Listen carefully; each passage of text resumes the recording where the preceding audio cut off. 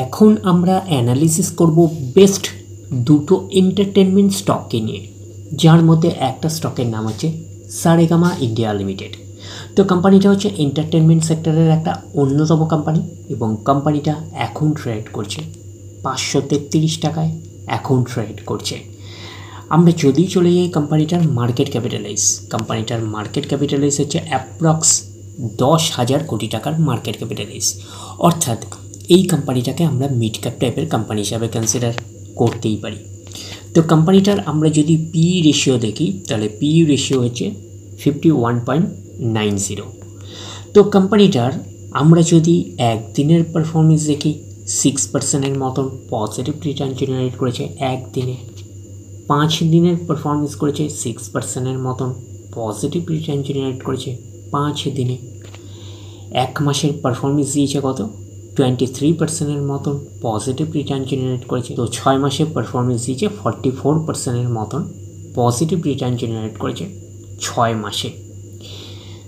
1 জানুয়ারি থেকে পারফরমেন্স কী টাইপের দিয়েছে 44%-এর মতন পজিটিভ রিটার্ন জেনারেট করেছে 1 জানুয়ারি থেকে।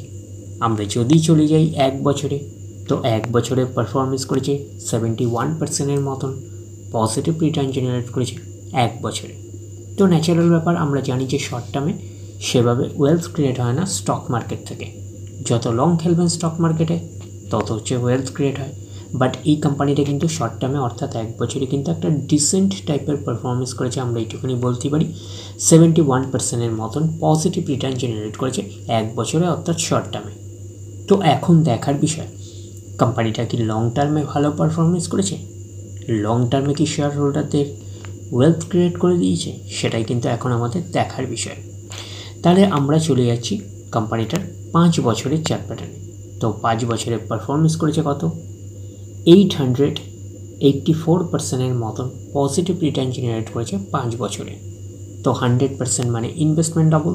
তো ইনভেস্টমেন্টকে আমরা এইটুকুনি বলতে পারি 10 গুণের কিন্তু কাছাকাছি করে দিয়েছে 5 বছরে। তো 5 বছরে কিন্তু হিউজ ওয়েলথ ক্রিয়েট করে দিয়েছে শেয়ার হোল্ডারদের, আমরা এইটুখানি বলতেই পারি।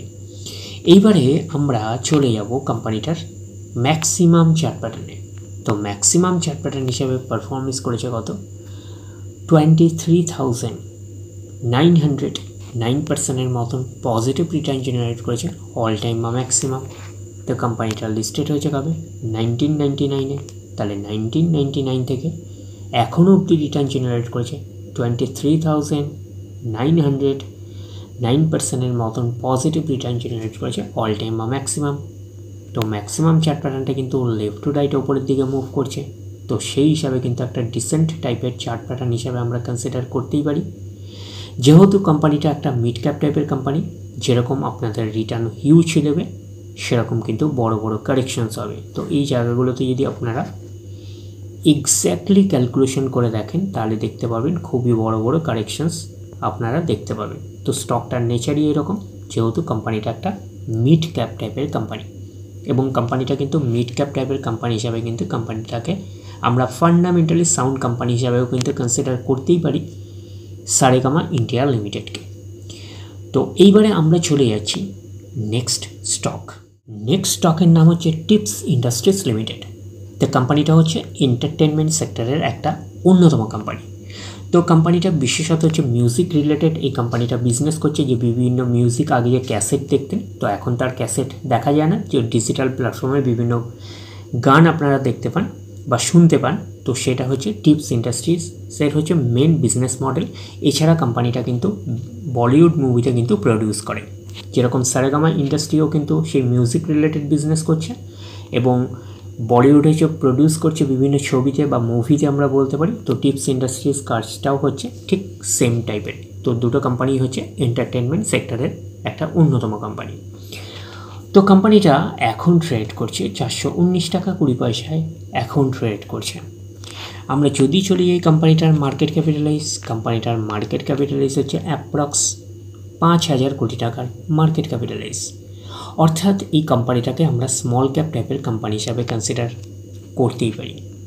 তো কোম্পানিটার পি রেশিও কত রয়েছে 42.34। তো কোম্পানিটার আমরা যদি একদিনের পারফরমেন্স দেখি, একদিনে হচ্ছে 10%-এর কাছাকাছি আমরা বলতে পারি পজিটিভ রিটার্ন জেনারেট করেছে একদিনে। 5 দিনের পারফরমেন্স করেছে কত? 0.5%-এর মতন নেগেটিভ রিটার্ন জেনারেট করেছে 5 দিনে। আমরা যদি চলে যাই এক মাসে হচ্ছে 1%-এর মতন পজিটিভ রিটার্ন জেনারেট করেছে এক মাসে।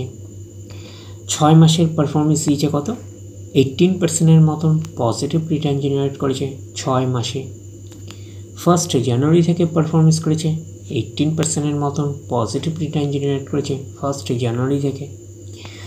আমরা যদি চলে যাই এক বছরে, দেখি কী রকম পারফরমেন্স করেছে এক বছরে হচ্ছে 101%-এর মতন পজিটিভ রিটার্ন জেনারেট করেছে এক বছরে। তো ন্যাচারাল ব্যাপার, আমরা জানি যে শর্ট টার্মে সেভাবে ওয়েলথ ক্রিয়েট হয় না স্টক মার্কেট থেকে। যত লং খেলবেন স্টক মার্কেটে তত হচ্ছে ওয়েলথ ক্রিয়েট হয়। বাট এই কোম্পানিটা কিন্তু শর্ট টার্মে অর্থাৎ এক বছরে কিন্তু একটা ডিসেন্ট টাইপের পারফরমেন্স করেছে, আমরা এইটুখানি বলতেই পারি। 100% মানে ইনভেস্টমেন্ট ডবল, তো ইনভেস্টমেন্টকে কিন্তু ডবল করে দিয়েছে এক বছরে।